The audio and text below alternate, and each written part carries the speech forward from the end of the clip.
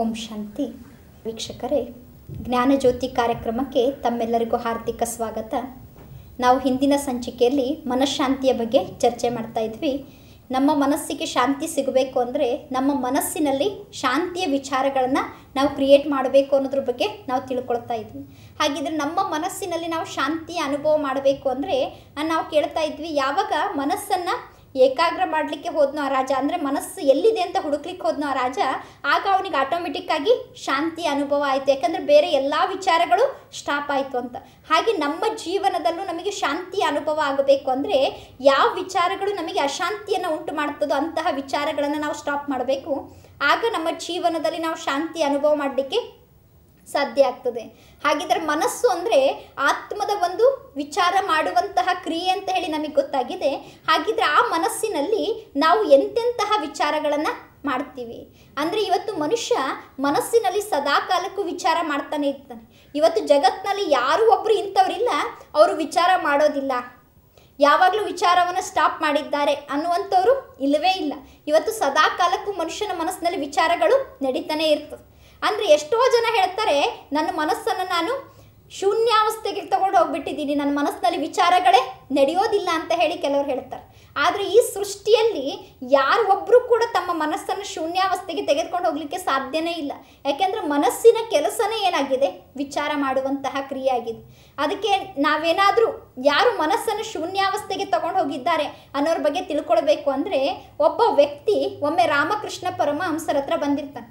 ಆ ವ್ಯಕ್ತಿ ರಾಮಕೃಷ್ಣ ಪರಮಹಂಸರ ಹತ್ರ ಬಂದು ಹೇಳ್ತಾನೆ, ಪರಮಹಂಸರೇ, ನಾನಿವತ್ತು ನನ್ನ ಜೀವನದಲ್ಲಿ ಇಂತಹ ಒಂದು ದೊಡ್ಡ ಸಾಧನೆಯನ್ನು ಮಾಡಿದ್ದೀನಿ, ಆ ಸಾಧನೆ ಬಗ್ಗೆ ನಿಮಗೇನಾದರೂ ನಾನು ಹೇಳಿದೆ ಅಂದರೆ ನಿಮಗೆ ಕೇಳಿ ಬಹಳ ಖುಷಿ ಆಗ್ತದೆ ಅಂತ ಅವನು ಹೇಳ್ತಾನೆ. ಹೇಳಿದ ತಕ್ಷಣ ಪರಮಹಂಸರು ಹೇಳ್ತಾರೆ, ಅದೇನು ಸಾಧನೆ ಮಾಡಿದ್ಯಾ ಹೇಳು ಅಂತ ಹೇಳ್ತಾರೆ. ಹೇಳಿದ ತಕ್ಷಣ ಈ ವ್ಯಕ್ತಿ ಹೇಳ್ತಾನೆ, ನನ್ನ ಜೀವನದಲ್ಲಿ ನನಗೆ ಒಂದು ಗುರಿ ಇತ್ತು. ಏನು ಗುರಿ ಇತ್ತು ಅಂದರೆ, ಹೇಗಾದರೂ ಮಾಡಿ ನಾನು ನೀರಿನ ಮೇಲೆ ನಡೆಯೋದನ್ನು ಕಲಿಬೇಕು ಅಂತ ಗುರಿ ಇತ್ತು. 20 ವರ್ಷಗಳವರೆಗೆ ನಾನು ಸತತವಾಗಿ ಪ್ರಯತ್ನ ಪಟ್ಟೆ. 20 ವರ್ಷ ಆದಮೇಲೆ ಇವತ್ತು ನಾನು ಏನು ಸಾಧನೆ ಮಾಡಿದ್ದೀನಿ ಅಂದರೆ, ಸಹಜವಾಗಿ ನೀರಿನ ಮೇಲೆ ನಡೆಯೋದನ್ನು ಸಾಧನೆ ಮಾಡಿಬಿಟ್ಟೆ ಅಂತ ಆ ವ್ಯಕ್ತಿ ಹೇಳ್ತಾನೆ.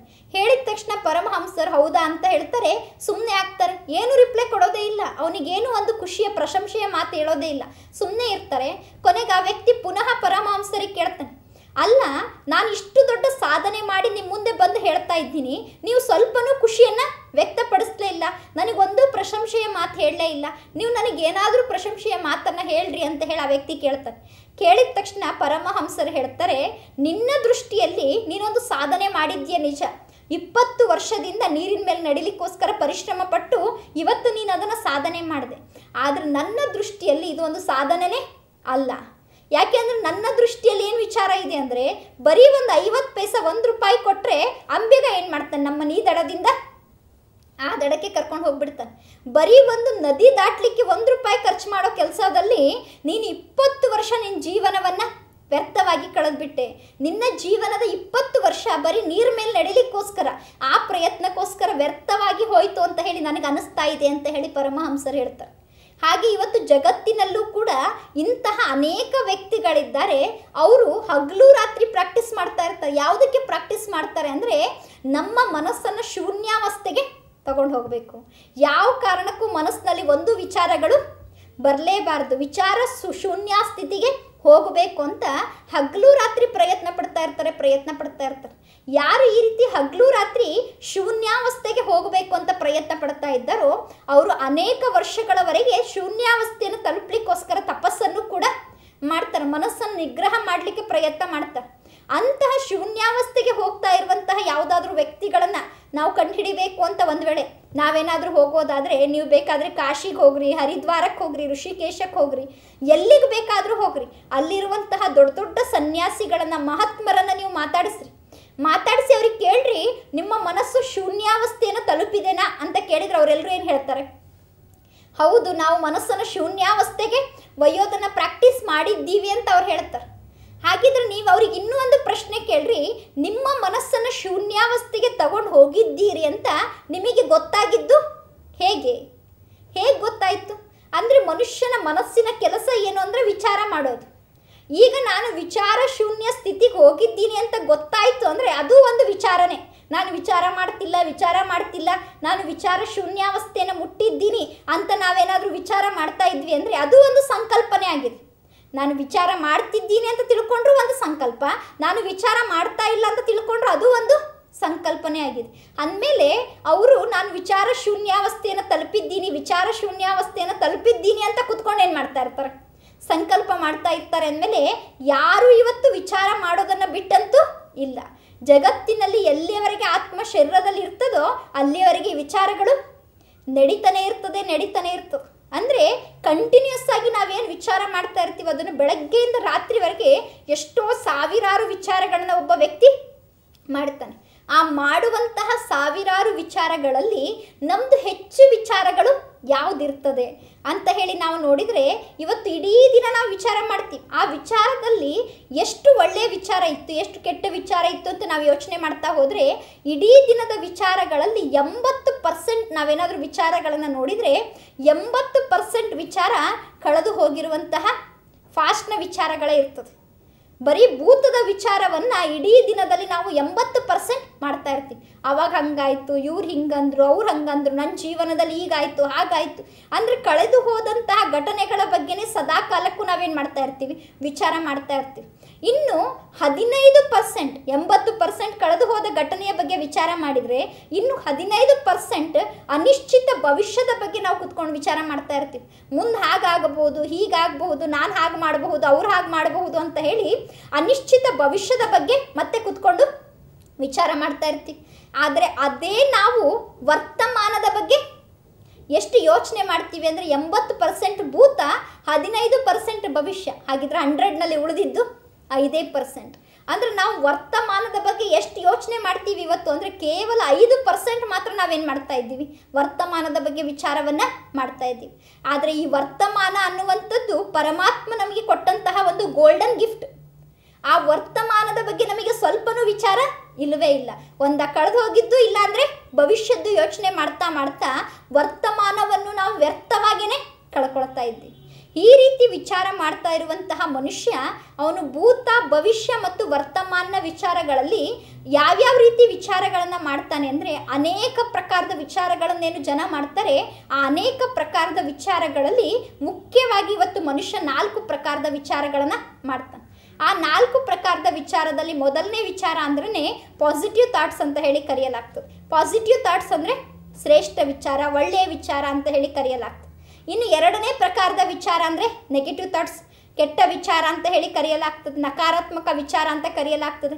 ಇನ್ನು 3ನೇ ಪ್ರಕಾರದ ವಿಚಾರ ಅಂದರೆ ನೆಸಸರಿ, ಅವಶ್ಯಕತೆ ಇರುವಂತಹ ವಿಚಾರ ಅಂತ ಕರೆಯಲಾಗ್ತದೆ.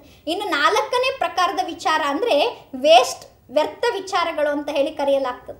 ಈ ರೀತಿ 4 ಪ್ರಕಾರದ ವಿಚಾರವನ್ನು ಇಡೀ ದಿನ ನಮ್ಮ ಜೀವನದಲ್ಲಿ ನಾವು ಮಾಡ್ತಾ ಇರ್ತೀವಿ. ಆ ಇಡೀ ದಿನದ ಜೀವನದಲ್ಲಿ ಏನು 4 ಪ್ರಕಾರದ ವಿಚಾರವನ್ನು ಮಾಡ್ತೀವಿ ಅದರಲ್ಲಿ ಪಾಸಿಟಿವ್ ಅಂದರೆ ಶ್ರೇಷ್ಠ ವಿಚಾರ ಅಂದರೆ ಯಾವುದು ಅಂದರೆ ಯಾವ ವಿಚಾರದಲ್ಲಿ ನನ್ನ ಸ್ವಾರ್ಥ ಇಲ್ಲ, ನಾನಷ್ಟೇ ಚೆನ್ನಾಗಿರಬೇಕು ಅಂತ ಸ್ವಾರ್ಥ ಇಲ್ಲ, ಎಲ್ಲರೂ ಚೆನ್ನಾಗಿರಬೇಕು, ಎಲ್ರಿಗೂ ಒಳ್ಳೆಯದಾಗಬೇಕು, ಎಲ್ರದ್ದು ಕಲ್ಯಾಣ ಆಗಬೇಕು, ಇಡೀ ಜಗತ್ತಿನವರೇ ಚೆನ್ನಾಗಿರಬೇಕು ಅನ್ನುವಂತಹ ಶ್ರೇಷ್ಠ ವಿಚಾರಗಳಿಗೆ ಪಾಸಿಟಿವ್ ಥಾಟ್ಸ್ ಅಂತ ಹೇಳಿ ಕರೆದ್ರೆ, ನಾನಷ್ಟೇ ಚೆನ್ನಾಗಿರಬೇಕು, ನಮ್ಮ ಮನೇಲಿರೋರಷ್ಟೇ ಚೆನ್ನಾಗಿರಬೇಕು, ಬೇರೆಯವ್ರಿಗೆ ಆ ರೀತಿ ಕೆಟ್ಟದ್ದಾಗಲಿ ಈ ರೀತಿ ಕೆಟ್ಟದ್ದಾಗಲಿ, ಅವ್ರಿಗೆ ಹಾಗಾಗಲಿ ಹೀಗಾಗಲಿ ಅಂತ ನಾವೇನು ಕುತ್ಕೊಂಡು ಕೆಟ್ಟ ವಿಚಾರಗಳನ್ನು ಮಾಡ್ತಾ ಇರ್ತೀವಿ ಅದನ್ನು ನೆಗೆಟಿವ್ ಥಾಟ್ಸ್ ಅಂತ ಹೇಳಿ ಕರಿತೀವಿ.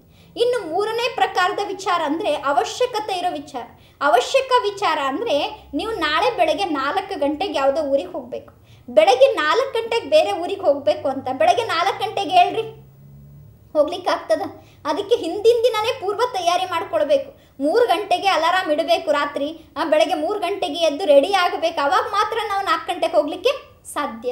ಅಂದರೆ ಇದು ಅವಶ್ಯಕತೆ ಇರುವಂತಹ ವಿಚಾರ. ಮೊದಲೇ ತಯಾರಿ, ಯಾವುದಕ್ಕೋಸ್ಕರ, ಮುಂದಿಗೋಸ್ಕರ ತಯಾರಿ, ಇದು ಅವಶ್ಯಕತೆ ಇರುವಂತಹ ವಿಚಾರ. ಆದರೆ ಇನ್ನು 4ನೇ ಪ್ರಕಾರದ ವಿಚಾರ ಅಂದರೆ ವ್ಯರ್ಥ ವಿಚಾರ. ಇದು ಯಾವಾಗ ನಡೀತದೆ ಅಂದರೆ ಯಾವಾಗ ನಾವು ಒಬ್ಬರೇ ಕುತ್ಕೊಳ್ತೀವೋ, ಎಲ್ಲಿ ಬೇಕಾದರೂ ಒಬ್ಬರೇ ಕುತ್ಕೊಳ್ರಿ, ಒಬ್ಬರೇ ಕುತ್ಕೊಂಡ ತಕ್ಷಣ ಒಂದು ವಿಚಾರ ಸ್ಟಾರ್ಟ್. ಅವ್ರು ಹಂಗಂದಿದ್ರು, ಅವತ್ತು ನಾನು ಅವ್ರಿಗೆ ಹಂಗೆ ಅನ್ಬೇಕಿತ್ತು ಹಿಂಗೆ ಅನ್ಬೇಕಿತ್ತು, ಅವತ್ತು ಅಂದಿಲ್ಲ, ಇವತ್ತು ಕುತ್ಕೊಂಡು ಏನು ಮಾಡ್ತಾ ಇದ್ದೀವಿ, ಅನ್ಬೇಕಿತ್ತು ಅಂತ ಯೋಚನೆ ಮಾಡ್ತಿದ್ದೀವಿ. ಇವತ್ತು ಎಷ್ಟು ಯೋಚನೆ ಮಾಡಿದ್ರು ಅನ್ಲಿಕ್ಕಂತೂ ಸಾಧ್ಯನೇ ಇಲ್ಲ. ಆದರೆ ಏನಾಗ್ತಾ ಇದೆ, ನಮ್ಮ ಟೈಮ್ ವ್ಯರ್ಥವಾಗಿ ಹೋಗ್ತಾ ಇದೆ. ಇಂತಹ ವಿಚಾರಗಳಿಗೆ ವ್ಯರ್ಥ ವಿಚಾರ ಅಂತ ಕರಿತೀವಿ. ಹಾಗಿದ್ರೆ ಈ 4 ಪ್ರಕಾರದ ವಿಚಾರದಲ್ಲಿ ಇಡೀ ದಿನದಲ್ಲಿ ನಮಗೆ ನಡೆಯುವಂತಹ ಹೆಚ್ಚು ವಿಚಾರಗಳು ಯಾವುದು? ಒಳ್ಳೆಯ ವಿಚಾರ ಜಾಸ್ತಿ ನಡೀತದೋ, ಕೆಟ್ಟ ವಿಚಾರ ಜಾಸ್ತಿ ನಡೀತದೋ, ಅವಶ್ಯಕತೆ ಇರೋದು ಜಾಸ್ತಿ ನಡೀತದೋ, ಅನಾವಶ್ಯಕ ವಿಚಾರ ಜಾಸ್ತಿ ನಡೀತದೋ ಅಂದರೆ ಇವತ್ತು ಎಲ್ಲರ ಮನಸ್ಸಿನಲ್ಲೂ ಜಾಸ್ತಿ ನಡೆಯೋದು ಯಾವುದು? ಅನಾವಶ್ಯಕ ವ್ಯರ್ಥ ವಿಚಾರಗಳೇ ಜಾಸ್ತಿ ನಡೀತಾ ಇದೆ. ಆದರೆ ಬಹಳ ಕಡಿಮೆ ನಡೀತಾ ಇರುವಂತಹ ವಿಚಾರ ಯಾವುದು ಅಂದರೆ ಒಳ್ಳೆಯ ವಿಚಾರ ಅಥವಾ ಶ್ರೇಷ್ಠ ವಿಚಾರ, ಪಾಸಿಟಿವ್ ಥಾಟ್ಸ್ ಇದೇನಾಗಿದೆ, ಬಹಳ ಕಡಿಮೆ ಆಗಿದೆ. ಒಳ್ಳೆಯ ವಿಚಾರಗಳು ಕಡಿಮೆ ಆಗಿರೋ ಕಾರಣ ಇವತ್ತು ನಮ್ಮ ಮನಸ್ಸಿನ ಶಾಂತಿ ಕೂಡ ಕಡಿಮೆ ಆಗಿಬಿಟ್ಟಿದೆ. ಇವತ್ತು ನಮ್ಮ ಮನಸ್ಸಿನಲ್ಲಿ ನಾವು ಕ್ರಿಯೇಟ್ ಮಾಡ್ತಾ ಇರೋ ವಿಚಾರ ಇಲ್ಲ ಎಂಥದ್ದು, ವ್ಯರ್ಥ ವಿಚಾರ. ಯಾವ ವಿಚಾರ ಮಾಡಿದರೆ ಏನೂ ಲಾಭ ಇಲ್ಲ, ಏನೂ ಪ್ರಾಪ್ತಿ ಇಲ್ಲ, ಅಂತಹ ವಿಚಾರಗಳನ್ನು ನಾವು ಮಾಡ್ತಾ ಇರೋ ಕಾರಣ ನಮ್ಮ ಜೀವನದಲ್ಲಿ ನಮಗೆ ಖುಷಿನೇ ಇಲ್ಲ, ಶಾಂತಿನೇ ಇಲ್ಲ. ಯಾಕೆ ಇಲ್ಲ ಅಂದರೆ ನಾವೇ ಅಂತಹ ವಿಚಾರಗಳನ್ನು ಕ್ರಿಯೇಟ್ ಮಾಡ್ತಾ ಇದ್ದೀವಿ. ಇವತ್ತು ನಮ್ಮ ಮನಸ್ಸನ್ನು ಶಾಂತವಾಗಿ ಇಟ್ಕೊಳ್ಬೇಕಂದ್ರೂ ಅಂತಹ ವಿಚಾರಗಳನ್ನು ನಾವೇ ರಚನೆ ಮಾಡಬೇಕು. ನಮ್ಮ ಮನಸ್ಸನ್ನು ಅಶಾಂತವಾಗಿ ಇಟ್ಕೊಳ್ಬೇಕಂದ್ರೂ ಅಂತಹ ವಿಚಾರಗಳನ್ನು ರಚನೆ ಮಾಡೋರು ಯಾರಾಗಿದ್ದಾರೆ? ನಾವೇ ಆಗಿದ್ದೀವಿ. ಎರಡೂ ವಿಚಾರ ಮಾಡ್ತಾ ಇರೋದು ನಾವೇ. ಹಾಗಿದ್ರೆ ನಾವು ಯಾವ ರೀತಿ ಒಳ್ಳೆ ವಿಚಾರ ಮಾಡಿ ಶಾಂತಿ ಅನುಭವ ಮಾಡ್ತೀವಿ, ಯಾವ ರೀತಿ ನಾವು ಕೆಟ್ಟ ವಿಚಾರವನ್ನು ಮಾಡಿ ಅಶಾಂತಿ ಅನುಭವ ಮಾಡ್ತೀವಿ ಅನ್ನೋದಕ್ಕೆ ಒಂದು ಸಣ್ಣ ಉದಾಹರಣೆ ಹೇಳಬೇಕು ಅಂದರೆ, ಒಂದು ಊರಿನಲ್ಲಿ ಒಬ್ಬ ವ್ಯಕ್ತಿ ಇರ್ತಾನೆ, ಕಟ್ಟಿಗೆ ಮಾರುವಂಥ ಅವನ ಸಾಮಿಲ್ ಇರ್ತದೆ, ಅವನು ಕಟ್ಟಿಗೆ ಮಾರ್ತಾ ಇರ್ತಾನೆ. ಆ ಸಾಮಿಲ್ ಇರುವಂತಹ ಕಟ್ಟಿಗೆ ಮಾರೋ ವ್ಯಕ್ತಿ ಏನಿರ್ತಾನೆ, ಆ ಊರಿನಲ್ಲಿ ಒಬ್ಬ ರಾಜ ಇರ್ತಾನೆ. ಆ ರಾಜ ಮತ್ತು ಈ ಕಟ್ಟಿಗೆ ಮಾರುವಂತಹ ವ್ಯಕ್ತಿ ಬಾಲ್ಯದಿಂದನೂ ಫ್ರೆಂಡ್ಸ್ ಇರ್ತಾರೆ. ಸ್ಕೂಲಿಗೆ ಹೋಗ್ಬೇಕಾದ್ರಿಂದನೂ ಇಬ್ಬರು ಫ್ರೆಂಡ್ಸ್ ಇರ್ತಾರೆ, ಇಬ್ಬರು ಒಟ್ಟಿಗೆ ಓದಿರ್ತಾರೆ, ಒಟ್ಟಿಗೆ ಬೆಳೆದಿರ್ತಾರೆ, ಒಬ್ರಿಗೊಬ್ಬರಿಗೆ ಬಹಳ ಹತ್ತಿರದ ಸ್ನೇಹ ಇರ್ತದೆ. ಈ ರೀತಿ ಕ್ಲೋಸ್ ಫ್ರೆಂಡ್ ಇರುವಂತಹ ಕಟ್ಟಿಗೆ ಮಾರುವವನು ಮತ್ತು ರಾಜ ಇಬ್ಬರು ಬಹಳ ಸ್ನೇಹ ಪ್ರೀತಿಯಿಂದನೇ ಇರ್ತಾರೆ. ಒಂದು ದಿನ ಆ ಕಟ್ಟಿಗೆ ಮಾರುವಂತಹ ವ್ಯಕ್ತಿ ತನ್ನ ಕಟ್ಟಿಗೆಯಲ್ಲಿ ಯಾವ್ಯಾವ ಕಟ್ಟಿಗೆಗಳ ಸ್ಟಾಕ್ ಇದೆ ಅಂತ ಹೇಳಿ ಕಟ್ಟಿಗೆಯಲ್ಲಿ ನೋಡ್ತಾ ಇರ್ತಾನೆ. ಯಾವಾಗ ಕಟ್ಟಿಗೆಗಳಲ್ಲಿ ಸ್ಟಾಕನ್ನು ನೋಡ್ತಾ ಇರ್ತಾನೋ ಅವನು ಎಷ್ಟೆಷ್ಟು ಬಂಡವಾಳ ಯಾವ್ಯಾವ ಕಟ್ಟಿಗೆ ಮೇಲೆ ಹಾಕಿರ್ತಾನೋ ಎಲ್ಲ ಕಟ್ಟಿಗೆಗಳು ಖರ್ಚಾಗಿ ಅವನಿಗೆ ಅಷ್ಟೇ ಲಾಭ ಜೀವನದಲ್ಲಿ ಪ್ರಾಪ್ತಿಯಾಗಿರ್ತದೆ. ಅವನು ಈ ರೀತಿ ಕಟ್ಟಿಗೆ ಸ್ಟಾಕ್ ನೋಡ್ತಾ ನೋಡ್ತಾ ಹೋದಾಗ ಅವನು ಒಂದು ಕಡೆ ನೋಡ್ತಾನೆ, ರಾಶಿ ಗಂಧದ ಕಟ್ಟಿಗೆ ಇರ್ತದೆ. ಆ ಗಂಧದ ಕಟ್ಟಿಗೆಗೋಸ್ಕರ ಎಷ್ಟೊಂದು ಬಂಡವಾಳ ಹಾಕಿರ್ತಾನೆ, ಆದರೆ ಒಂದು ಗಂಧದ ಕಟ್ಟಿಗೆ ಖರ್ಚೇ ಆಗಿರೋದಿಲ್ಲ. ಯಾವಾಗ ಗಂಧದ ಕಟ್ಟಿಗೆಯನ್ನು ನೋಡ್ತಾನೋ ಅವನಿಗೆ ವಿಚಾರ ಬರ್ತದೆ, ಇಷ್ಟು ವರ್ಷ ಆಯಿತು ನಾನು ಗಂಧದ ಕಟ್ಟಿಗೆ ತಂದಿಟ್ಟು, ಈ ಊರಿನಲ್ಲಿ ಒಬ್ಬರು ಏನು ಮಾಡಿಲ್ಲ, ಗಂಧದ ಕಟ್ಟಿಗೆಯನ್ನು ಖರೀದಿ ಮಾಡೇ ಇಲ್ಲ. ಇಷ್ಟು ದಿನ ಆದರೂ ಒಬ್ಬರು ಖರೀದಿ ಮಾಡಿಲ್ಲ ಅಂದರೆ ಇನ್ನು ಮುಂದೆ ಇವ್ರು ಯಾರು ಗಂಧದ ಕಟ್ಟಿಗೆಯನ್ನು ಖರೀದಿ ಮಾಡೋದೇ ಇಲ್ಲ. ಹಾಗಿದ್ರೆ ನಾನು ಹಾಕಿರೋ ಬಂಡವಾಳಕ್ಕೆ ನನಗೆ ಲಾಭ ಸಿಗೋದು ಯಾವಾಗ, ಈ ಕಟ್ಟಿಗೆ ಖರ್ಚಾಗೋದು ಯಾವಾಗ ಅಂತ ಅವನಿಗೊಂದು ವಿಚಾರ ಸ್ಟಾರ್ಟ್ ಆಗ್ತದೆ. ವಿಚಾರ ಮಾಡ್ತಾ ಮಾಡ್ತಾ ಅವನ ಮನಸ್ಸಿನಲ್ಲಿ ಇನ್ನೊಂದು ವಿಚಾರ ಬರ್ತದೆ, ನನ್ನ ಗಂಧದ ಕಟ್ಟಿಗೆ ಏನಾದರೂ ಖರ್ಚಾಗಬೇಕು ಅಂದರೆ ನಮ್ಮ ರಾಜ ಸಾಯಬೇಕು. ನಮ್ಮ ರಾಜ ಸತ್ರೆ ಅವನನ್ನು ಸುಡ್ಲಿಕ್ಕೆ ಏನು ಮಾಡ್ತಾರೆ, ಈ ಗಂಧದ ಕಟ್ಟಿಗೆ ಒಯ್ತಾರೆ, ಅವಾಗ ನನ್ನ ಕಟ್ಟಿಗೆ ಖರ್ಚಾಗ್ತದೆ ಅಂತ ಅವನಿಗೆ ವಿಚಾರ ಬರ್ತದೆ. ಯಾರು ರಾಜ? ಇವನು ಫ್ರೆಂಡ್, ಕ್ಲೋಸ್ ಫ್ರೆಂಡ್. ಆದರೆ ಅವನಿಗೇನು ವಿಚಾರ ಬಂತು, ತನ್ನ ಕಟ್ಟಿಗೆ ನೋಡಿದ ತಕ್ಷಣ ರಾಜ ಸತ್ರೆ ಈ ಕಟ್ಟಿಗೆ ಖರ್ಚಾಗ್ತದೆ ಅನ್ನೋ ವಿಚಾರ ಬಂತು. ಆ ವಿಚಾರ ಬಂದ ತಕ್ಷಣ ಮತ್ತೆ ನೆಕ್ಸ್ಟ್ ವಿಚಾರ ಮಾಡ್ಲಿಕ್ಕೆ ಸ್ಟಾರ್ಟ್ ಮಾಡ್ತಾನೆ. ಈ ರಾಜ ಸಾಯೋದು ಯಾವಾಗ, ನನ್ನ ಗಂಧದ ಕಟ್ಟಿಗೆ ಖರ್ಚಾಗೋದು ಯಾವಾಗ? ಆ ರಾಜ ಸಾಯಲಿಕ್ಕೆ ನಮ್ಮ ರಾಜನಿಗೆ ಸಾಯುವಷ್ಟು ವಯಸ್ಸು ಆಗಿಲ್ಲ, ವಯಸ್ಸಿನಲ್ಲೂ ಭಾಳ ಸಣ್ಣವನು. ಹೋಗಲಿ ಸಾಯ್ತಾನ ಅನ್ಲಿಕ್ಕಂತ ಯಾವ ಕಾಯಿಲೆನೂ ನಮ್ಮ ರಾಜನಿಗೆ ಇಲ್ಲವೇ ಇಲ್ಲ, ಸಾಯ್ತಾನ ಅನ್ಲಿಕ್ಕೆ. ಹೋಗಲಿ ರಾಜನನ್ನು ಯಾರಾದರೂ ಸಾಯಿಸ್ತಾರೆ ಅನ್ಲಿಕ್ಕೆ ನಮ್ಮ ರಾಜನಿಗೆ ಅಂತ ಯಾರು ಶತ್ರುಗಳು ಕೂಡ ಇಲ್ಲ. ವಯಸ್ಸು ಆಗಿಲ್ಲ, ಕಾಯಿಲೆನೂ ಇಲ್ಲ, ಶತ್ರುಗಳು ಇಲ್ಲ ಅಂದಮೇಲೆ ನಮ್ಮ ರಾಜ ಸಾಯೋದು ಯಾವಾಗ, ಈ ಕಟ್ಟಿಗೆ ಖರ್ಚಾಗೋದು ಯಾವಾಗ? ಇದೇ ಯೋಚನೆ ಇವನು ಮಾಡ್ತಾ ಇರ್ತಾನೆ. ಕೊನೆಗೆ ಇನ್ನೂ ಒಂದು ಸ್ವಲ್ಪ ಹೊತ್ತಿಗೆ ವಿಚಾರ ಮಾಡ್ತಾನೆ, ಇನ್ನು ನಮ್ಮ ರಾಜನನ್ನು ಯಾರಾದರೂ ಸಾಯಿಸ್ಬೇಕಂದ್ರೆ ಅದು ಯಾರು ಸಾಯಿಸ್ಬೇಕು, ನಾನೇ ಸಾಯಿಸ್ಬೇಕು, ಆವಾಗ ಮಾತ್ರ ನನ್ನ ಗಂಧದ ಕಟ್ಟಿಗೆ ಖರ್ಚಾಗ್ತದೆ ಅಂತ ಹೇಳಿ ವಿಚಾರ ಮಾಡ್ತಾನೆ. ವಿಚಾರ ಮಾಡಿದ್ಮೇಲೆ ಅವ್ನು ಹಗಲು ರಾತ್ರಿ ಪ್ಲ್ಯಾನ್ ಮಾಡ್ಲಿಕ್ಕೆ ಸ್ಟಾರ್ಟ್ ಮಾಡ್ತಾನೆ. ಹೇಗೆ ರಾಜನ ಸಾಯಿಸೋದು, ಹೇಗೆ ನನ್ನ ಗಂಧದ ಕಟ್ಟಿಗೆ ಖರ್ಚಾಗೋದು. ಹಗಲು ರಾತ್ರಿ ಪ್ಲ್ಯಾನ್ ಹಾಕ್ತಾ ಅವನಿಗೆ ಒಂದು 15 ದಿನ 20 ದಿನ ಅದ್ರ ಬಗ್ಗೆನೇ ಯೋಚನೆ ಮಾಡ್ತಾ ಇರ್ತಾನೆ. ರಾಜನನ್ನು ಸಾಯಿಸೋದು ಅಷ್ಟು ಸಹಜ ಮಾತಂತೂ ಅಲ್ಲ. ಏನು ಪ್ಲ್ಯಾನ್ ಮಾಡಿದರೂ ಸಕ್ಸಸ್ ಆಗ್ತಾ ಇರೋದಿಲ್ಲ. ಅವನಿಗೆ ಊಟನೂ ಸೇರೋದಿಲ್ಲ, ನಿದ್ದೆನೂ ಬರೋದಿಲ್ಲ, ಒಂದೇ ಚಿಂತೆ, ನಮ್ಮ ರಾಜ ಯಾವಾಗ ಸಾಯೋದು, ಈ ಕಟ್ಟಿಗೆ ಯಾವಾಗ ಖರ್ಚಾಗೋದು, ಹೇಗೆ ರಾಜನ ಸಾಯಿಸೋದು ಅಂತ ಹಗಲು ರಾತ್ರಿ ಯೋಚನೆ ಮಾಡ್ತಾ ಇರ್ತಾನೆ. ಇವನು ಬಹಳಷ್ಟು ಒಂದೇ ಯೋಚನೆಯನ್ನು ಮಾಡೋ ಕಾರಣ ಆ ಯೋಚನೆ ಏನಿರ್ತದೆ, ವಿಚಾರಗಳೇನಿರ್ತದೆ, ಅದ್ರ ವೈಬ್ರೇಷನ್ ವಾತಾವರಣದಲ್ಲಿ ಜೋರಾಗಿ ಹರಡಲಿಕ್ಕೆ ಸ್ಟಾರ್ಟ್ ಆಗಿಬಿಡ್ತದೆ. ಇವನ ಮನಸ್ಸಿನಲ್ಲಿ ಏನು ರಾಜನನ್ನು ಸಾಯಿಸಬೇಕು, ಗಂಧದ ಕಟ್ಟಿಗೆ ಮಾರಬೇಕು ಅಂತ ಯೋಚನೆ ಮಾಡ್ತಾ ಇದ್ನೋ, ಆ ವೈಬ್ರೇಷನ್ ವಾತಾವರಣದಲ್ಲಿ ಹರಡ್ತಾ ಅದು ಹೋಗಿ ರಾಜನಿಗೂ ತಲುಪ್ತದೆ. ಯಾವ ರೀತಿ ಅಂದರೆ, ಇವಾಗ ನಾವು ಯಾರನ್ನಾದರೂ ಮನೇಲಿ ಕೂತ್ಕೊಂಡು ಬಹಳ ಹೊತ್ತು ಬಹಳಷ್ಟು ನೆನಪು ಮಾಡ್ಕೊಳ್ತಾ ಇದ್ವಿ ಅಂದರೆ ತಕ್ಷಣ ಅವ್ರು ಬಂದು ನಮ್ಮ ಮನೆ ಬಾಗಿಲು ಬಾರಿಸಿ ಬೆಲ್ ಮಾಡಿಬಿಡ್ತಾರೆ. ಬೆಲ್ ಮಾಡಿದ ತಕ್ಷಣ ನಾವು ಹೇಳ್ತೀವಿ, ಈಗ ತಾನೇ ನಿಮ್ಮನ್ನು ನೆನಪು ಮಾಡ್ಕೊಳ್ತಾ ಇದ್ವಿ, ನೀವು ಬಂದುಬಿಟ್ರಿ. ಹೇಗೆ ಬಂದರು? ನಮ್ಮ ವಿಚಾರಗಳ ವೈಬ್ರೇಷನ್ ಏನಿತ್ತು ಹೋಗಿ ಅವರಿಗೆ ಟಚ್ ಆಯಿತು. ರಿಟರ್ನ್ ಆಗಿ ಅವರಿಗೂ ನಮ್ಮ ನೆನಪು ಬಂತು, ಅದಕ್ಕೆ ಅವ್ರು ನಮ್ಮನೆ ಬಾಗಿಲಿಗೆ ಬಂದರು. ಈ ರೀತಿ ಎಷ್ಟೋ ಉದಾಹರಣೆಯನ್ನು ನಾವು ನೋಡ್ತೀವಿ. ಹಾಗೆ ರಾಜ ಇವನೇನು ವಿಚಾರ ಮಾಡ್ತಾ ಇದ್ದಾನೆ, ರಾಜನನ್ನು ಸಾಯಿಸಬೇಕು, ಗಂಧದ ಕಟ್ಟಿಗೆಯನ್ನು ಖಾಲಿ ಮಾಡಬೇಕು ಅಂತ ವಿಚಾರ ಮಾಡ್ತಾ ಇದ್ದಾನೆ. ಆ ವಿಚಾರದ ವೈಬ್ರೇಷನ್ ಹೋಗ್ತಾ ಹೋಗ್ತಾ ಹೋಗಿ ರಾಜನಿಗೂ ಕೂಡ ತಲುಪ್ತದೆ. ಯಾವಾಗ ರಾಜನಿಗೆ ಆ ವಿಚಾರದ ವೈಬ್ರೇಷನ್ ತಲುಪ್ತದೋ ರಾಜನ ಮನಸ್ಸಿನಲ್ಲಿ ಒಂದು ಹೊಸ ವಿಚಾರ ಸ್ಟಾರ್ಟ್ ಆಗ್ತದೆ. ರಾಜನ ಮನಸ್ಸಿನಲ್ಲಿ ವಿಚಾರ ಸ್ಟಾರ್ಟ್ ಆಗ್ತದೆ, ಅಲ್ಲ ಈ ನನ್ನ ಫ್ರೆಂಡ್ ಇದ್ದಾನಲ್ಲ ಕಟ್ಟಿಗೆ ಮಾರೋನು, ಇವನು ನೋಡಿದರೆ ಬ್ಯಾಚುಲರ್, ಇವನಿಗೆ ಫ್ಯಾಮಿಲಿ ಇಲ್ಲ, ಯಾರೂ ಇಲ್ಲ, ಒಬ್ಬನೇ ಇದ್ದಾನೆ. ನೋಡಿದರೆ ಎಷ್ಟೆಲ್ಲ ಕಟ್ಟಿಗೆ ಮಾರಿ ಮಾರಿ ಎಷ್ಟು ದುಡ್ಡನ್ನು ಸಂಪಾದನೆ ಮಾಡಿ ಇಟ್ಟಿದ್ದಾನೆ. ಇವನು ಇಷ್ಟೆಲ್ಲ ದುಡ್ಡು ಸಂಪಾದನೆ ಮಾಡಿದ್ದಾನೆ, ಒಂಟಿಯಾಗಿದ್ದಾನೆ ಅಂದಮೇಲೆ ಇವನೇನಾದರೂ ಸತ್ತರೆ ಇವನ್ನೆಲ್ಲ ಸಂಪತ್ತು ಯಾರಿಗೆ ಬರ್ತದೆ? ರಾಜ್ಯಕ್ಕೇನೆ ಬರ್ತದೆ. ಕೊನೆಗೆ ರಾಜ ಯೋಚನೆ ಮಾಡ್ಲಿಕ್ಕೆ ಸ್ಟಾರ್ಟ್ ಮಾಡ್ತಾನೆ, ಈ ನನ್ನ ಫ್ರೆಂಡ್ ಸಾಯೋದು ಯಾವಾಗ, ಈ ಎಲ್ಲ ಸಂಪತ್ತು ರಾಜ್ಯಕ್ಕೆ ಬರೋದು ಯಾವಾಗ? ಇವನಿಗೆ ಸಾಯಬೇಕು ಅಂದರೆ ಅವನಿಗೆ ಸಾಯುವಂತಹ ಯಾವ ಕಾಯಿಲೆನೂ ಇಲ್ಲ. ಹೋಗಲಿ, ಯಾರಾದರೂ ಸಾಯಿಸ್ತಾರೆ ಅನ್ಲಿಕ್ಕೆ ಅವನಿಗೆ ಸಾಯಿಸುವಂತಹ ಯಾರು ಶತ್ರುಗಳು ಇಲ್ಲ. ಇನ್ನು ಸಾಯುವಷ್ಟು ವಯಸ್ಸು ಕೂಡ ಅವನಿಗೆ ಆಗಿಲ್ಲ. ಇನ್ನು ಸಾಯಿಸಿದ್ರೆ ಯಾರು ಸಾಯಿಸಬೇಕು? ನಾನೇ ಸಾಯಿಸಬೇಕು ಅಂತ ರಾಜ ಕೂಡ ಏನು ಪ್ಲ್ಯಾನ್ ಮಾಡ್ಲಿಕ್ಕೆ ಸ್ಟಾರ್ಟ್ ಮಾಡ್ತಾನೆ? ತನ್ನ ಫ್ರೆಂಡನ್ನು ಸಾಯಿಸೋ ಪ್ಲ್ಯಾನ್ ಮಾಡ್ಲಿಕ್ಕೆ ಸ್ಟಾರ್ಟ್ ಮಾಡ್ತಾನೆ. ಅವನು ತೀವ್ರವಾಗಿ ವಿಚಾರ ಮಾಡಿದ ರಾಜನನ್ನು ಸಾಯಿಸಬೇಕು ಅಂತ. ಆ ವೈಬ್ರೇಷನ್ ರಾಜನಿಗೆ ತಲುಪಿ ರಾಜನ ಮನಸ್ಸಿನಲ್ಲೂ ಅವನ ಬಗ್ಗೆ ನೆಗೆಟಿವ್ ವೈಬ್ರೇಷನ್ ಸ್ಟಾರ್ಟ್ ಆಯಿತು, ವಿಚಾರ ಸ್ಟಾರ್ಟ್ ಆಯಿತು, ಅವನನ್ನು ಸಾಯಿಸಬೇಕು ಅಂತ. ಇಲ್ಲಿ ರಾಜ ಪ್ಲ್ಯಾನ್ ಮಾಡ್ತಿದ್ದಾನೆ ಅವನನ್ನು ಸಾಯಿಸಬೇಕು ಅಂತ, ಅಲ್ಲ ಅವನು ಪ್ಲ್ಯಾನ್ ಮಾಡ್ತಿದ್ದಾನೆ ರಾಜನ ಸಾಯಿಸಬೇಕು ಅಂತ. ಈ ರೀತಿ ಹಗಲು ರಾತ್ರಿ ಇಬ್ಬರು ಯೋಚನೆ ಮಾಡ್ತಾರೆ. ಇಬ್ಬರಿಗೂ ಒಬ್ರನ್ನೊಬ್ರು ಸಾಯಿಸಲಿಕ್ಕೆ ಆಗೋದೇ ಇಲ್ಲ. ಅದೇ ಯೋಚನೆಯಲ್ಲಿ ಅವ್ರಿಗೆ ಊಟನೂ ಸೇರಲ್ಲ, ನಿದ್ದೆನೂ ಬರಲ್ಲ. ಕೊನೆಗೆ ಒಂದು ದಿನ ಆ ಕಟ್ಟಿಗೆ ಮಾರೋನಿಗೆ ಸಾಕಾಗ್ಬಿಡ್ತದೆ. ಸಾಕಾಗಿ ಏನು ಮಾಡಿದ್ರು ರಾಜನ ಸಾಯಿಸ್ಲಿಕ್ಕೆ ಆಗ್ತಾ ಇಲ್ವಲ್ಲ ಅಂತ ಬಹಳ ಬೇಜಾರಾಗಿ ದುಃಖಿಯಾಗಿ ಸೀದಾ ಒಂದಿನ ರಾಜನ ಹತ್ರ ಬಂದೇ ಬಿಡ್ತಾನೆ. ಹೇಗಿದ್ರು ಕ್ಲೋಸ್ ಫ್ರೆಂಡ್ಸ್ ಇದ್ರು, ರಾಜನ ಹತ್ರ ಬಂದು ತನ್ನ ಎಲ್ಲ ಮನಸ್ಸಿನ ಮಾತನ್ನು ಹೇಳ್ಬಿಡ್ತಾನೆ. ನನ್ನ ಹತ್ರ ಇಷ್ಟೊಂದು ಗಂಧದ ಕಟ್ಟಿಗೆ ಸ್ಟಾಕ್ ಇತ್ತು, ಆ ಕಟ್ಟಿಗೆ ನೋಡಿದಾಗ ನನ್ನ ಮನಸ್ಸಿನಲ್ಲಿ ಇಂಥ ವಿಚಾರ ಬಂತು, ನಿನ್ನನ್ನು ಸಾಯಿಸಿದ್ರೆ ಮಾತ್ರ ಈ ಕಟ್ಟಿಗೆ ಖರ್ಚಾಗ್ತದೆ ಅಂತ ವಿಚಾರ ಬಂತು. ಅದಕ್ಕೆ ನೀನು ನನ್ನನ್ನು ಕ್ಷಮಿಸ್ಬಿಡು. ಆದರೆ ಒಂದು ಮಾತು ಏನಂದರೆ, ಈ ಕಟ್ಟಿಗೆ ಎಲ್ಲಿವರೆಗೂ ನನ್ನ ಹತ್ರ ಇರ್ತದೋ ನನಗೆ ಅಲ್ಲಿವರೆಗೂ ನಿನ್ನನ್ನು ಸಾಯಿಸಬೇಕು ಅನ್ನೋ ವಿಚಾರ ಬರ್ತಾನೆ ಇರ್ತದೆ. ಅದಕ್ಕೆ ಏನಾದರೂ ಮಾಡಿ ಕಟ್ಟಿಗೆ ಖರ್ಚಾಗೋ ಹಾಗೆ ನೀನು ಮಾಡು ಅಂತ ಹೇಳ್ತಾನೆ. ಹೇಳಿ ಕ್ಷಮೆ ಕೇಳ್ತಾನೆ ಅವನು ಕಟ್ಟಿಗೆ ಮಾರೋನು. ಆಗ ರಿಟರ್ನ್ ಆಗಿ ರಾಜನು ಕೂಡ ಇವನಿಗೆ ಕ್ಷಮೆ ಕೇಳ್ತಾನೆ. ಹೇಳ್ತಾನೆ, ನನ್ನ ಮನಸ್ಸಿನಲ್ಲೂ ಒಂದು ಇಂಥ ಕೆಟ್ಟ ವಿಚಾರ ಬಂತು, ಈ ನನ್ನ ಫ್ರೆಂಡ್ ಒಬ್ಬನೇ ಇದ್ದಾನೆ, ಇವನೇನಾದರೂ ಸತ್ಬಿಟ್ರೆ ಇವನ ಆಸ್ತಿ ಎಲ್ಲ ನನಗೆ ಬರ್ತದೆ, ರಾಜ್ಯಕ್ಕೆ ಬರ್ತದೆ ಅಂತ ನಾನು ಯೋಚನೆ ಮಾಡಿದೆ. ಅದಕ್ಕೆ ನೀನು ನನ್ನನ್ನು ಕ್ಷಮಿಸು ಅಂತ ಹೇಳಿ ರಾಜ ಕೇಳ್ತಾರೆ. ಇಬ್ಬರು ಯಾವಾಗ ಒಬ್ರನ್ನೊಬ್ರನ್ನ ಕ್ಷಮಿಸು ಅಂತ ಹೇಳಿ ಕೇಳ್ತಾರೋ, ಕೇಳಿದ್ಮೇಲೆ ಇಬ್ಬರು ಕುತ್ಕೊಂಡು ಪ್ಲ್ಯಾನ್ ಮಾಡ್ತಾರೆ. ಇಷ್ಟೊಂದು ಗಂಧದ ಕಟ್ಟಿಗೆ ಇದೆಯಲ್ಲ, ಇದನ್ನು ಏನು ಮಾಡೋದು ಅಂತ ಪ್ಲ್ಯಾನ್ ಮಾಡಿದ್ಮೇಲೆ ರಾಜ ಹೇಳ್ತಾನೆ, ನಮ್ಮೂರಿನಲ್ಲಿ ಒಂದು ಸುಂದರವಾದ ಗಂಧದ ಕಟ್ಟಿಗೆ ಮಂದಿರವನ್ನೇ ಕಟ್ಟಿಬಿಟ್ರೋಣ ಅಂತ ಹೇಳಿ. ಕೊನೆಗೆ ಇಬ್ಬರು ಸೇರಿ ಗಂಧದ ಕಟ್ಟಿಗೆ ಮಂದಿರ ಕಟ್ಟಲಿಕ್ಕೆ ಶುರು ಮಾಡ್ತಾರೆ. ಯಾವಾಗ ಗಂಧದ ಮಂದಿರ ಕಟ್ಟಲಿಕ್ಕೆ ಶುರು ಮಾಡ್ತಾರೋ, ಮೊದಲೇನು ವಿಚಾರ ಇತ್ತು? ಗಂಧದ ಕಟ್ಟಿಗೆ ಖರ್ಚಾಗಬೇಕಂದ್ರೆ ಒಬ್ರನ್ನೊಬ್ರು ಸಾಯಿಸಬೇಕು ಅಂತ ವಿಚಾರ ಇತ್ತು. ಎಲ್ಲಿಯವರೆಗೆ ಒಬ್ರನ್ನೊಬ್ರು ಸಾಯಿಸಬೇಕು ಅಂತ ವಿಚಾರ ಇತ್ತು, ಇಬ್ಬರದು ಮನಸ್ಸು ಬಹಳ ಅಶಾಂತ ಆಗಿತ್ತು. ಈಗ ಇಬ್ಬರು ಮನಸ್ಸು ಚೇಂಜ್ ಆಯಿತು, ಒಂದು ಸುಂದರ ಮಂದಿರ ಕಟ್ಟಬೇಕು ಅನ್ನೋ ವಿಚಾರ ಬಂತು. ಯಾವಾಗ ಮಂದಿರ ಕಟ್ಟಬೇಕು ಅನ್ನೋ ವಿಚಾರ ಬಂತು, ಇಬ್ಬರು ಮನಸ್ಸು ಶಾಂತ ಆಗಿಬಿಡ್ತು. ಇಬ್ಬರು ಮನಸ್ಸಿನಲ್ಲೂ ಆಟೋಮೆಟಿಕ್ ಆಗಿ ಶಾಂತಿ ಅನುಭವ ಆಗಲಿಕ್ಕೆ ಸ್ಟಾರ್ಟ್ ಆಯಿತು. ಕೊನೆಗೆ ಅಲ್ಲಿ ಗಂಧದ ಮಂದಿರವನ್ನು ಕಟ್ತಾರೆ. ಕಟ್ಟಿ ಆದಮೇಲೆ ರಾಜ ಏನು ಮಾಡ್ತಾನೆ, ಆ ಕಟ್ಟಿಗೆ ದುಡ್ಡನ್ನು ಕೊಡ್ಲಿಕ್ಕೆ ಹೋಗ್ತಾನೆ ಕಟ್ಟಿಗೆ ಮಾರೋನಿಗೆ. ಆಗ ಕಟ್ಟಿಗೆ ಮಾರೋನು ಹೇಳ್ತಾನೆ, ಈ ದುಡ್ಡು ತೊಗೊಂಡು ನಾನೇನು ಮಾಡಲಿ, ನಾನು ಸತ್ರು ನನ್ನ ದುಡ್ಡೆಲ್ಲ ರಾಜ್ಯಕ್ಕೆ ಸೇರಬೇಕು, ಅದಕ್ಕೆ ಇದನ್ನೆಲ್ಲ ಜನಸೇವೆಗೆ ಬಳಸ್ರಿ ಅಂತ ಹೇಳಿ ಅವನು ಅದ್ರ ದುಡ್ಡು ತೊಗೊಳ್ಳೋದೇ ಇಲ್ಲ. ಯಾವಾಗ ಇಬ್ಬರು ಮನಸ್ಸಿನ ವಿಚಾರ ಚೇಂಜ್ ಆಯಿತೋ ಆಗ ಇಬ್ಬರು ಮನಸ್ಸಿನಲ್ಲೂ ಶಾಂತಿ ಬಂತು.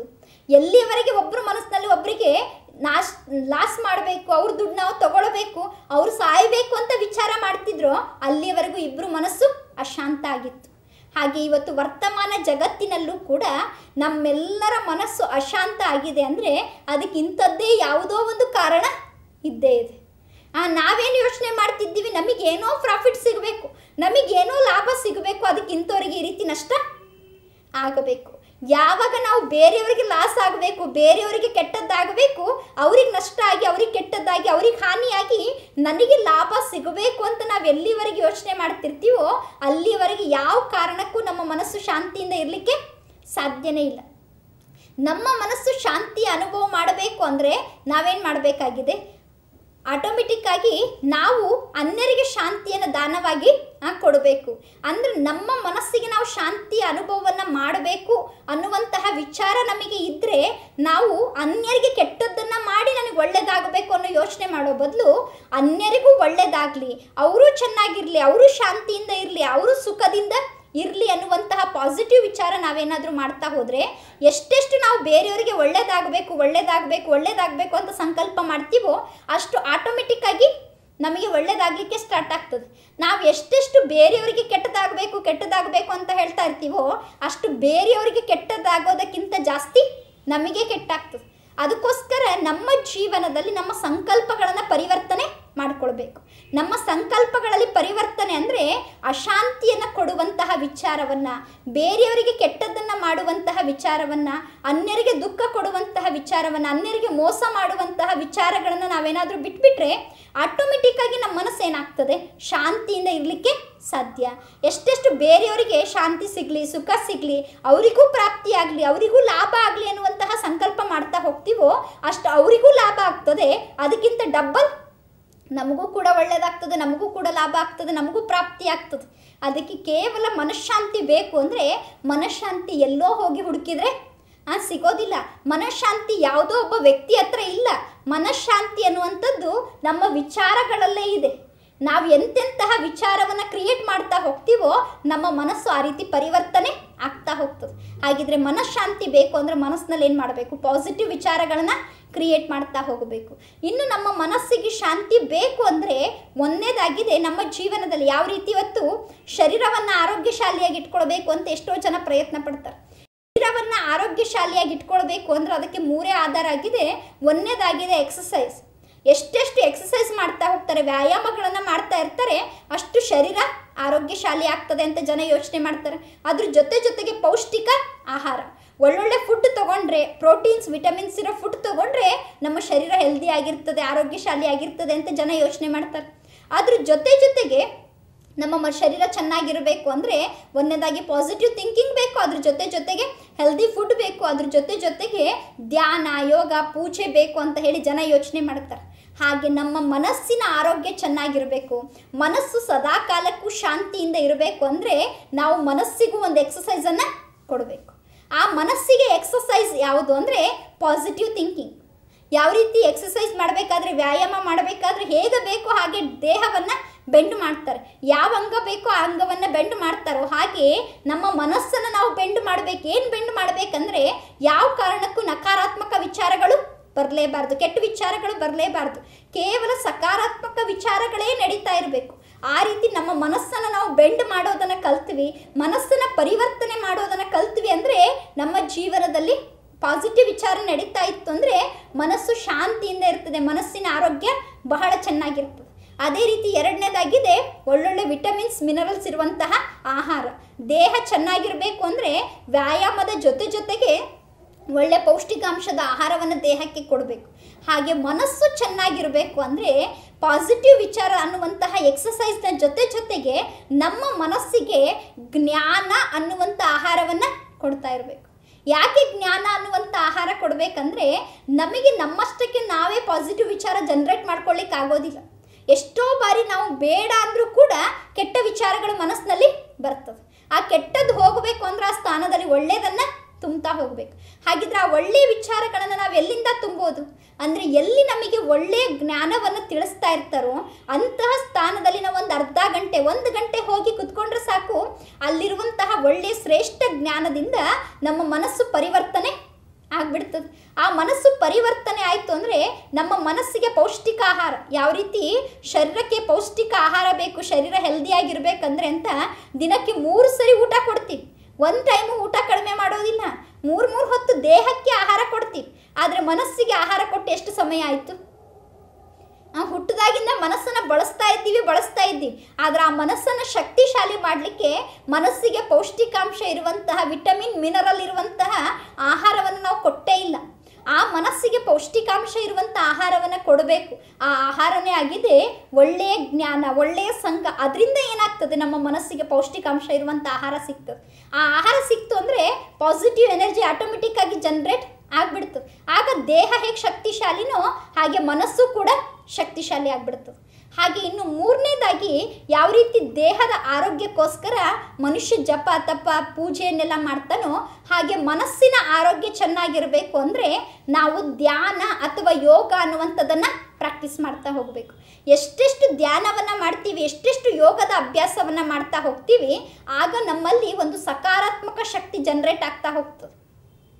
ಪರಮಾತ್ಮನ ನೆನಪಿನಿಂದ ಯೋಗದಿಂದ ನಮ್ಮ ಜೀವನದಲ್ಲಿ ಇಂತಹ ಶಕ್ತಿ ಪ್ರಾಪ್ತಿ ಆಗ್ತದೆ. ಅದರಿಂದ ನಮ್ಮದು ಮನೋಸ್ಥೈರ್ಯ ಅಥವಾ ಮನಸ್ಸಿನ ದುರ್ಬಲತೆ ದೂರ ಆಗಿ ಮನಸ್ಸಿನಲ್ಲಿ ಬಹಳ ಶಕ್ತಿಯ ಅನುಭವವನ್ನು ನಾವು ಮಾಡ್ತೀವಿ. ಅಂದರೆ ಇವತ್ತು ಎಷ್ಟೋ ಜನ ಏನಾಗಿದ್ದಾರೆ ಅಂದರೆ ಶರೀರದಿಂದ ಬಹಳ ಪವರ್ಫುಲ್, ನೋಡಲಿಕ್ಕೆ ಹೈಟು ವೆಯ್ಟು ಪರ್ಸ್ನಾಲಿಟಿ ಇಷ್ಟು ಚೆನ್ನಾಗಿರ್ತದೆ, 6 ಅಡಿ ಹೈಟ್ ಇರ್ತಾರೆ, 60-70 kg ವೆಯ್ಟ್ ಇರ್ತಾರೆ, ನೋಡಲಿಕ್ಕೆ ಬಹಳಷ್ಟು ಶಕ್ತಿಶಾಲಿ ಅಂತ ಎದುರುಗಡೆ ಇರೋರಿಗೆ ಅನ್ನಿಸ್ತಾ ಇರ್ತದೆ. ಅಷ್ಟು ಬಾಡಿಯನ್ನು ಚೆನ್ನಾಗಿ ಮೇಂಟೈನ್ ಮಾಡಿದಂತಹ ವ್ಯಕ್ತಿಗಳು ಅವ್ರಿಗೇನಾದರೂ ಒಂದು ಸಣ್ಣ ಶಾಕ್ ಆಗುವಂತಹ ನ್ಯೂಸ್ ಹೇಳ್ರಿ, 1 ಸೆಕೆಂಡಲ್ಲೇ ಹಾರ್ಟ್ ಅಟ್ಯಾಕ್, ನಿಂತಲ್ಲೇ ಹಾರ್ಟ್ ಅಟ್ಯಾಕ್ ಆಗಿಬಿಡ್ತದೆ. ನೋಡಲಿಕ್ಕೆ ದೇಹ ಅಷ್ಟು ಶಕ್ತಿಶಾಲಿ ಪೈಲ್ವಾನ್ ಅಂತ ಇದ್ದರೂ ಕೂಡ ಮನಸ್ಸು ದುರ್ಬಲ ಇತ್ತು ಅಂದರೆ ಅವರಿಗೆ ಒಂದು ಸಣ್ಣ ಮಾತನ್ನು ಸಣ್ಣ ಪರಿಸ್ಥಿತಿಯನ್ನು ಎದುರಿಸಲಿಕ್ಕೆ ಆಗೋದಿಲ್ಲ. ಅದಕ್ಕೆ ದೇಹಕ್ಕಿಂತ ಮುಖ್ಯವಾಗಿ ಶಕ್ತಿಶಾಲಿ ಆಗಬೇಕಾಗಿರೋದು ಮನಸ್ಸು.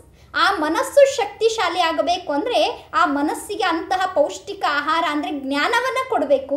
ಜ್ಞಾನದ ಜೊತೆಗೆ ಪರಮಾತ್ಮನ ನೆನಪನ್ನು ಕೊಡಬೇಕು. ಯಾವಾಗ ಪರಮಾತ್ಮನ ನೆನಪು ಅಥವಾ ಮೆಡಿಟೇಷನನ್ನು ಮಾಡ್ತಾ ಹೋಗ್ತೀವೋ ಆಗ ಮನಸ್ಸಿನಲ್ಲಿ ಅಪಾರ ಶಾಂತಿ ಅನುಭವ ಆಗ್ತದೆ, ಅಪಾರ ಶಕ್ತಿ ಅನುಭವ ಮನಸ್ಸಿಗೆ ಆಗ್ತದೆ. ಯಾವಾಗ ಶಾಂತಿ ಮತ್ತು ಶಕ್ತಿ ಅನುಭವವನ್ನು ಮನಸ್ಸು ಮಾಡಲಿಕ್ಕೆ ಸ್ಟಾರ್ಟ್ ಮಾಡ್ತದೋ ಆಗ ಮನಸ್ಸಿನ ದುರ್ಬಲತೆ ಸಹಜವಾಗಿ ದೂರ ಆಗಿಬಿಡ್ತದೆ. ಯಾವ ರೀತಿ ದೇಹ ಹೈಟು ವೆಯ್ಟು ಇದ್ದರೆ ಪರ್ಸ್ನಾಲಿಟಿ ಚೆನ್ನಾಗಿದೆ, ಶಕ್ತಿಶಾಲಿ ಇದ್ದಾರೆ ಅಂತೀವೋ ಹಾಗೆ ನಾವು ಪರಮಾತ್ಮನ ನೆನಪಿನಿಂದ ಮತ್ತು ಜ್ಞಾನದಿಂದ ಮತ್ತು ಸಕಾರಾತ್ಮಕ ವಿಚಾರಗಳಿಂದ ಮನಸ್ಸನ್ನು ಇಷ್ಟು ಶಕ್ತಿಶಾಲಿ ಮಾಡಿಕೊಳ್ಳಬಹುದು. ಆಗ ನಮ್ಮ ಮುಂದೆ ಎಂತಹ ಪರಿಸ್ಥಿತಿ ಬಂದರೂ ಕೂಡ ನಮ್ಮ ಮನಸ್ಸು ಸ್ವಲ್ಪನೂ ಚಂಚಲ ಆಗೋದೇ ಇಲ್ಲ, ಚಲಾಯಮಾನ ಆಗೋದೇ ಇಲ್ಲ, ಮನಸ್ಸು ದುರ್ಬಲ ಆಗಿ ದುಃಖದ ಅನುಭವವನ್ನು ಮಾಡೋದೇ ಇಲ್ಲ. ಆ ರೀತಿ ನಮ್ಮಲ್ಲಿ ಆತ್ಮಸ್ಥೈರ್ಯ ಬರಬೇಕು. ಎಲ್ಲ ಪರಿಸ್ಥಿತಿಗಳನ್ನು ಎದುರಿಸುವಂತಹ ಶಕ್ತಿ ನಮ್ಮ ಜೀವನದಲ್ಲಿ ಬರಬೇಕು ಅಂದರೆ ನಾವು ಮನಸ್ಸಿಗೆ ಜ್ಞಾನವನ್ನು ಕೊಡಬೇಕು, ಅದ್ರ ಜೊತೆಗೆ ಪರಮಾತ್ಮನ ನೆನಪಿನ ಮೆಡಿಟೇಷನನ್ನು ಕೊಡಬೇಕು. ಹಾಗಿದ್ರೆ ಅಂತಹ ಜ್ಞಾನ ನಮ್ಮ ಜೀವನದಲ್ಲಿ ಪ್ರಾಪ್ತಿ ಮಾಡಿಕೊಳ್ಳಬೇಕು. ಸಹಜ ರಾಜಯೋಗದ ಅಭ್ಯಾಸ ಮಾಡಿ ಮನಸ್ಸನ್ನು ಶಾಂತವಾಗಿಟ್ಕೊಳ್ಬೇಕು. ಪಾಸಿಟಿವ್ ವಿಚಾರಗಳನ್ನು ಜನರೇಟ್ ಮಾಡಬೇಕು ಅಂದರೆ ಅದಕ್ಕೋಸ್ಕರ ನಿತ್ಯವೂ ಈಶ್ವರೀಯ ವಿಶ್ವವಿದ್ಯಾಲಯದಲ್ಲಿ ಸಹಜ ರಾಜಯೋಗ ಮತ್ತು ಜ್ಞಾನದ ತರಗತಿಯನ್ನು ನಡೆಸಲಾಗ್ತದೆ. ತಾವೆಲ್ಲ ಅಲ್ಲಿ ಭೇಟಿಯಾಗಿ ತಮ್ಮ ಜೀವನದಲ್ಲೂ ಮನಸ್ಸನ್ನು ಶಕ್ತಿಶಾಲಿ ಮಾಡಿಕೊಳ್ಬಹುದು. ವೀಕ್ಷಕರೇ, ಮುಂದಿನ ಸಂಚಿಕೆಯಲ್ಲಿ ಮತ್ತೆ ಭೇಟಿಯಾಗೋಣ. ಓಂ ಶಾಂತಿ.